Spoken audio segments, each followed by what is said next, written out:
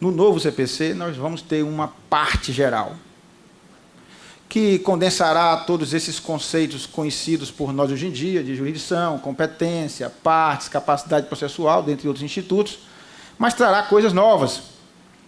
A mim agrada especialmente a alusão aos chamados princípios do devido processo legal.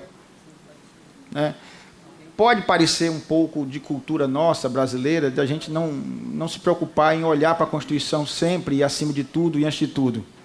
Na verdade, as ideias do processo eco, aquele processo mínimo, aquelas garantias mínimas que devem assegurar um processo justo, já estão na Constituição.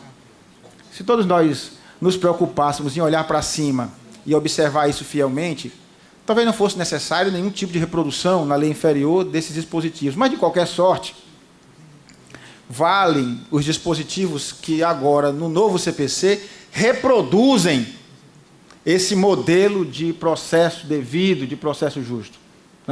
Então, diversos princípios do processo que nós conhecemos, como do contraditório, ampla defesa, motivação, estão reafirmados e explicitados dentro dessa parte geral. Isso foi algo positivo. O processo de conhecimento, que hoje nós tínhamos como um livro 1, passa a ser o primeiro livro de uma parte especial do Código.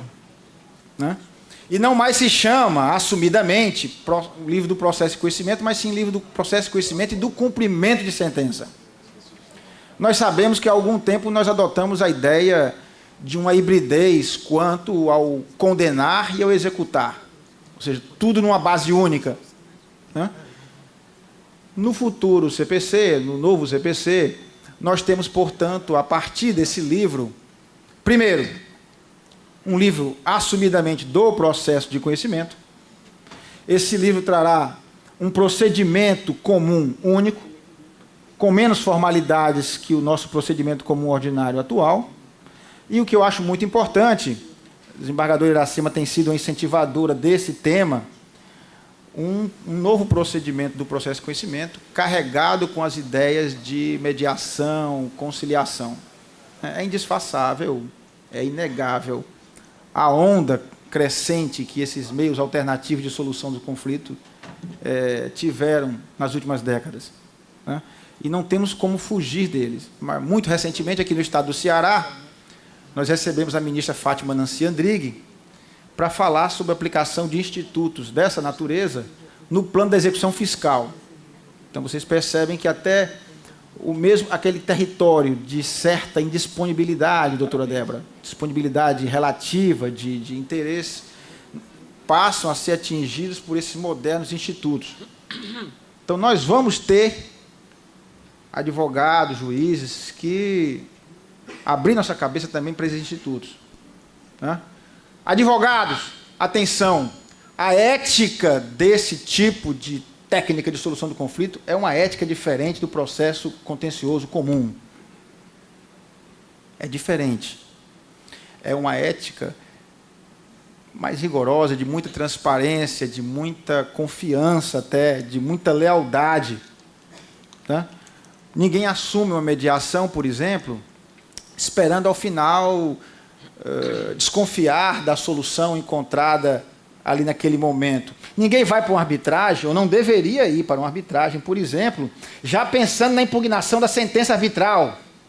Cadê o Caio? Não está aqui, não? O Caio levantou.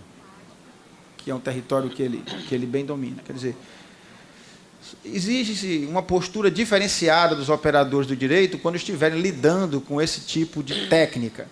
E essas técnicas reinarão.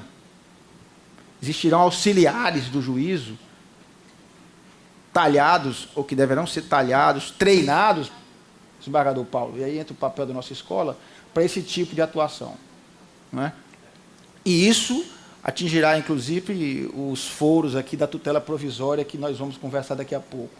Não será algo exclusivo do momento do processo de conhecimento. Depois do livro do processo de conhecimento e do cumprimento de sentença, quanto ao cumprimento de sentença,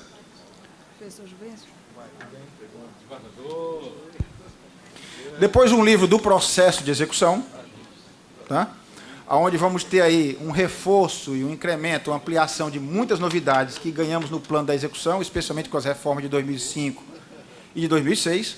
Né? E, finalmente, um livro do processo nos tribunais e medidas de impugnação. Observe, aquele território que antigamente era tratado também dentro do livro 1 do CPC 73, agora ganha um livro próprio para tratar da realidade dos tribunais, recursos, sucedemos recursais, incidências dos tribunais. Aonde está o livro do processo cautelar? Não há mais um livro do processo cautelar. Ou seja, diverso do que temos no Código 73, não há mais uma parte autônoma do Código destinada a um livro próprio da tutela cautelar. Há algum tempo, isso já se anunciava, logo no início, ainda do anteprojeto e primeiros projetos desse novo CPC, né? Alguns já se apressavam em dizer, é o fim do cautelar. Né? Cuidado com essa afirmação.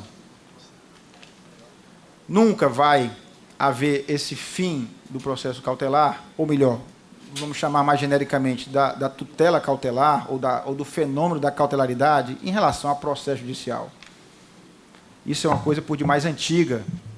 Enquanto existe jurisdição, enquanto existe necessidade de distribuição da jurisdição, enquanto o processo levar, como sempre levará, tempo, porque o fator tempo é algo indissociável dessa realidade chamada processo, sempre haverá espaço para medidas cautelares. Então, não nos enganemos. Muda o jeitão. Muda o jeito como as coisas aparecem. Muda, altera-se o procedimento, a forma de pugnar a providência, mas que o fenômeno da cautelaridade desapareça, nunca acreditem nisso. Sempre haverá espaço, porque essa realização do processo é obra humana. E, como tal, por mais que o magistrado se empenhe, se esforce, se lembre da ideia da duração razoável do processo, não há garantia nenhuma que ele efetivamente vá conseguir isso. Ou mesmo a própria situação prática, que muitas vezes é colocada nas mãos do magistrado, exige que ele atue rapidamente e dê uma providência de urgência, ou de índole mais forte, incidindo sobre pessoas e bens satisfativamente, ou às vezes de índole mais preventiva e equilibrada, afastando perigos iminentes sobre o resultado do processo. De uma forma ou de outra, tutelas de urgência sempre serão necessárias na nossa realidade, porque não temos como nos esquivar de uma exigência natural, temporal do processo.